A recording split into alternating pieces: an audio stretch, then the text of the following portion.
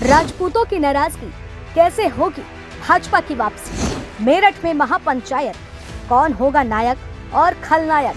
स्वाभिमान की लड़ाई आखिर सियासत को कहां लाई। लाखों के हुजूम में उतरे राजपूत, सवालों में घिरा बीजेपी गुट। मेरठ में महारैली का होगा समर्थन।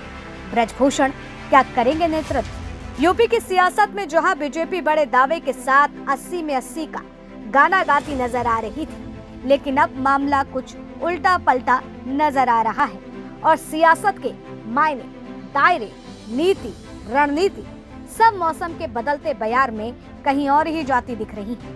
और ऐसा ही चलता रहा तो भाजपा की वापसी सत्ता में मुश्किल होती नजर आ रही है, या यूं कह लो मुश्किलें पैदा करती नजर आ रही है। क्योंकि मुजफ्फरनगर से उठी ठाकुरों की नाराजगी आग की तरह पूरे यूपी को चपेटे में लेती दिख रही है। ऐसे में भाजपा जितना भी जतन कर रही है सब फेल होता दिख रहा है, क्योंकि यह लड़ाई न सिर्फ ठाकुर समाज के लोगों को टिकट देने की है, बल्कि अब यह स्वाभिमान की लड़ाई बताई जा रही है। अब ऐसे में मेरठ में होने वाली महापंचायत में कयास लगाए जा रहे हैं कि बीजेपी इन ठाकुरों को मनाने के लिए अपना कौन सा दाव खेलती हुई नजर आएगी। क्या इस महापंचायत में ब्रजभूषण भी उतरेंगे, और अगर उतरेंगे तो वो किसकी तरफ से उतरेंगे? क्योंकि अगर ऐसा हुआ तो यह लड़ाई लड़ना बीजेपी के लिए बेहद मुश्किल हो जाएगा।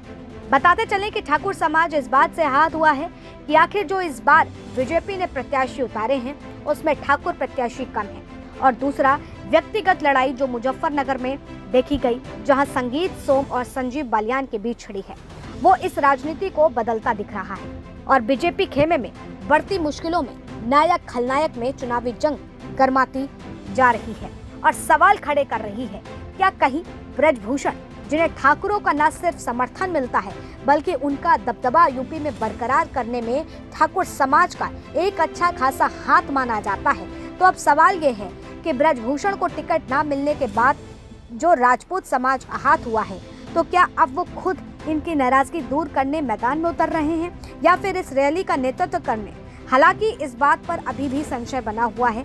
यूपी की सियासत का बदलता मिजाज अभी भी इसमें ठहराव नहीं आया, तो ना जाने क्या होने वाला है। क्योंकि जिन ठाकुरों को मनाने के लिए मोदी, योगी, अमित शाह तक फेल हो चुके हैं, तो क्या ब्रजभूषण मना पाएंगे या नहीं?